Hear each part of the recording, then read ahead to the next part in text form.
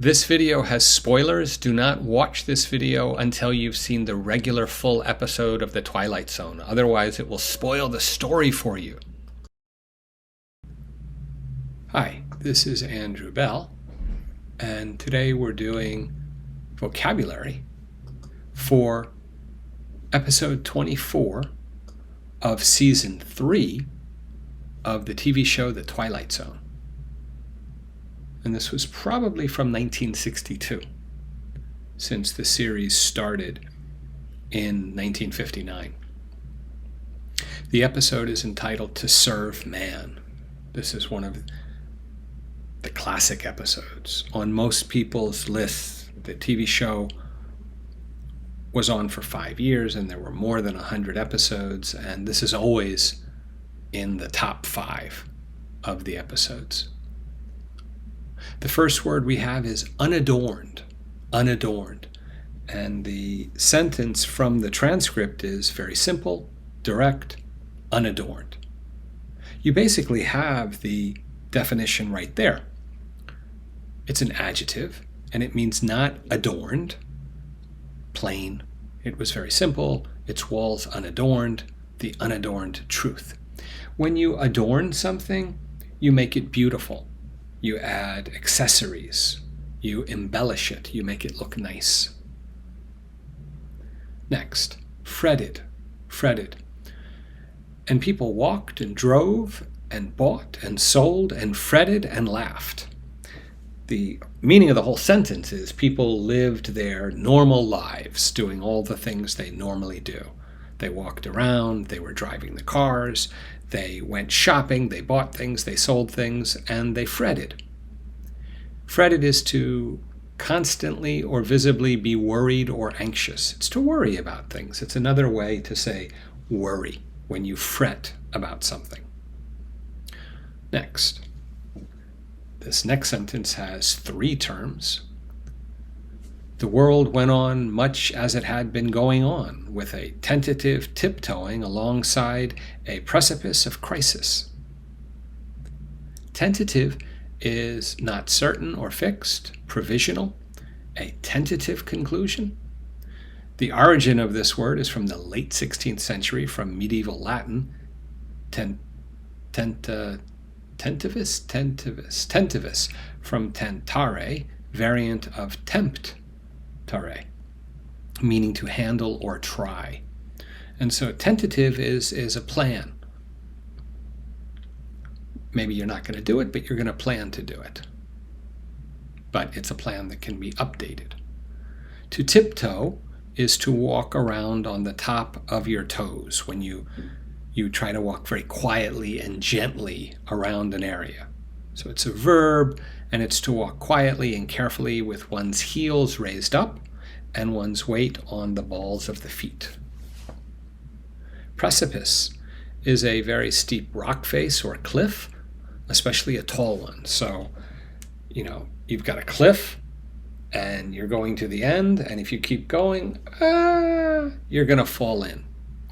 The whole thing together means the world continued the way it had before, but people were carefully not sure, walking near the edge of a crisis. So we were continuing things like normal, but also danger was nearby, is kind of the meaning of everything.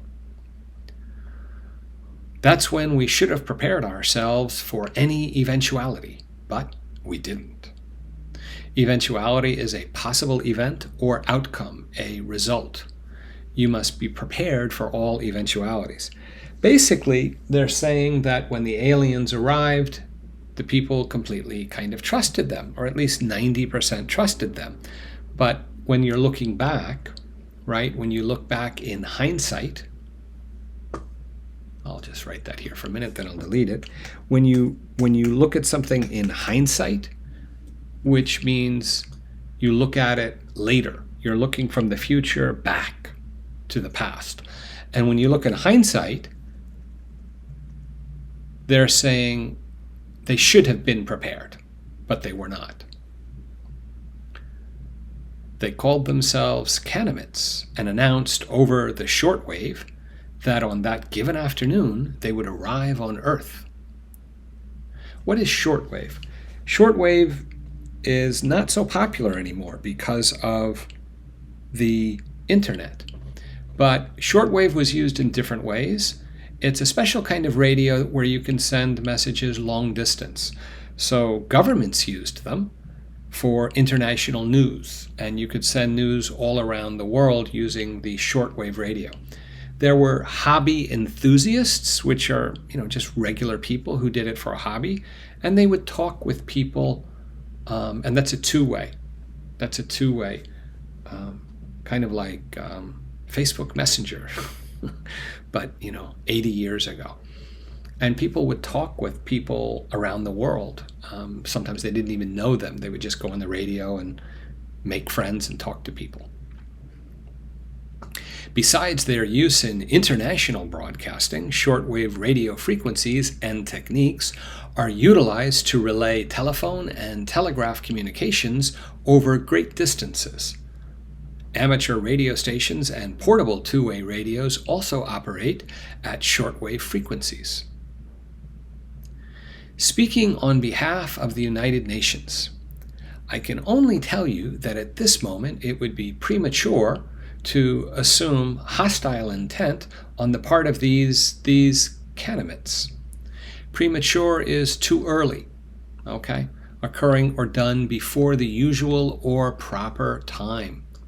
Hostile is unfriendly, aggressive, antagonistic.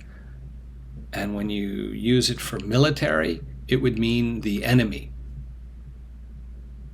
So intent is your purpose. Putting it together, it's too early to guess that they want to hurt us, is the meaning. Unknown motives, therein hangs the tale.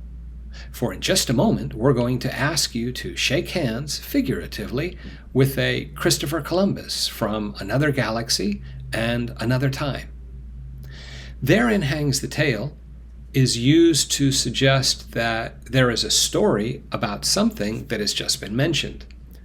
So it's mentioned, you say something and you're beginning a story.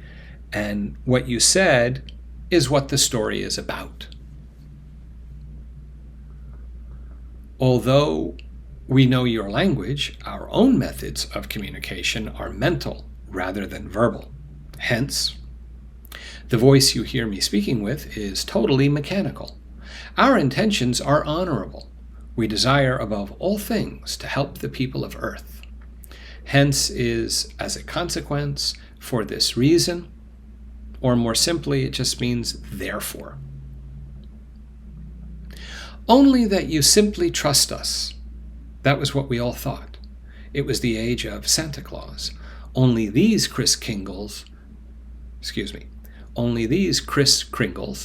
came without white whiskers and rosy cheeks and twinkling eyes. Kris Kringle is another way of saying Santa Claus. It's the German term for Santa Claus. Except perhaps a few professionals whose job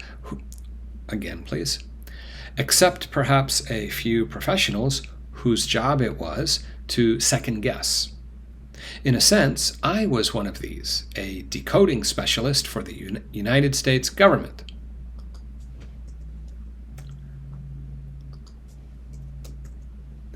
And this is where I got into the act, once again. Except perhaps a few professionals whose job it was to second guess. In a sense, I was one of these, a decoding specialist for the United States government. And this is where I got into the act. Second guess is to anticipate or predict something. By guesswork, he had to second guess what the environmental regulations would be in 5 years' time. It means to question something and to guess about it, to not be sure and to guess, to ask questions. To get into the act, informal, means to become or be involved in a particular activity in order to gain profit or advantages. Many German breeders want to get in on the act. I guess in this case they're talking about a breeder is normally someone who raises animals, particularly dogs or cats, to sell them. And so this sentence is saying breeders in Germany also want to join the business. Together, it's saying my job was to check things. And this is where I joined the story. You can't lick it? No, not in 8 hours I can't. Colonel, it took us almost a year to crack the Japanese code. We had an army of men working on that. Can't lick it is cannot be able to beat or defeat it. So they want him to translate this book from the aliens, and they're asking him, one man, to do it quickly. And he says, I can't do that. We had the whole American, the whole department of deciphering and decoding from the military intelligence. They were all focused, the whole team, on cracking the Japanese code, and it took 1 year to do it. I'm one man. How can I do this, right? To crack the code is to solve a difficult problem or mystery. The term is derived from deciphering coded intelligence during wartime. This is exactly the use we're talking about here. To decipher is to translate the code into regular, simple English. But I got a strange feeling. What? That we're looking a gift horse in the mouth. To look a gift horse in the mouth is to find fault or find a problem with something that has been received as a gift or favor. Instead of just accepting the gift and being happy, you complain and find something wrong with it. And it's considered you shouldn't do that. If somebody gives you a gift, you should be happy with it. This guy was wondering, the aliens gave us this gift, and he doesn't want to look a gift horse in the mouth, but at the same time, we should be careful. We should be cautious. Now, I shall ask our distinguished guest to reply to the question put at the last session by several of the delegates, namely, what is the motive of the Kanemit people in offering such great gifts to the people of Earth? Namely is basically specifically, exactly, to be specific, to here it's an adverb, that is to say, to be specific, used to introduce detailed information or a specific example. To me, there is only one kind of rock, namely loud rock. I hope that the people of Earth will understand and believe when I tell Santa Claus came through. Arid deserts became gardens with the devices the Kanemits showed us how to use. The force field that was to end war did precisely that. Armies and navies were practically disbanded. To come through is to deliver on a promise. So the aliens said they would give us this technology, and they did. And they said the technology would do these things, and they did. Arid deserts, dry deserts became gardens. And they gave the people of Earth a force field so that they no longer needed weapons. They didn't need nuclear weapons. And so the armies went home. They were disbanded. When you make a band, you get together, right? And when you disband, you send the people home. Deciphering. Deciphering, that title, has been of no help because their capital letters are different than the other letters they use, just as ours are. Just as ours are. Decipher, to convert a text written in code or coded signal into normal language. We can also, the aliens have their language, so you could also say translate. We could use translate for deciphering, but we use deciphering to refer to a code, and we use translate to use for a language. Eat hearty, of a person or their behavior, loudly, vigorous and cheerful. Vigorous is with energy, and cheerful is happy. So the alien is telling the human, eat hearty, eat your food, get fat. The recollections of one Michael Chambers with appropriate flashbacks and soliloquy. The recollections of one Michael Chambers with appropriate flashbacks and soliloquy.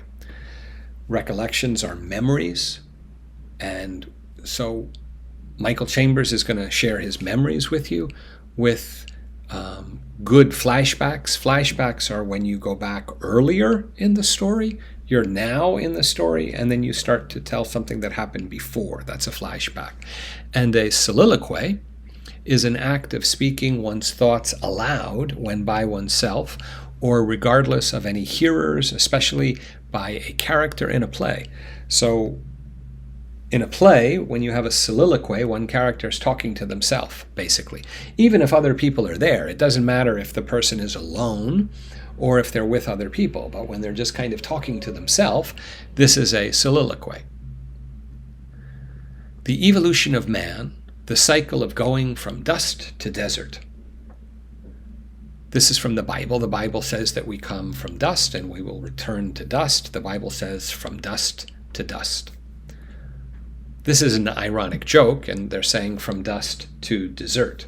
So we come from dust, but when we die and when we finish, we will now become dessert for somebody else. Metamorphosis.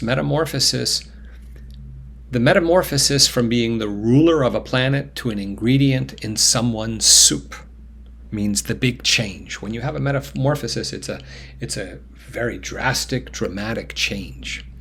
A change of the form or nature of a thing or person into a completely different one by natural or supernatural means. His metamorphosis from presidential candidate to talk show host. Or in the case of Donald Trump, from reality TV star to president. And the example in our sentence means the humans were the rulers of the planet, and now they become ingredients in someone else's soup. It's tonight's bill of fare. This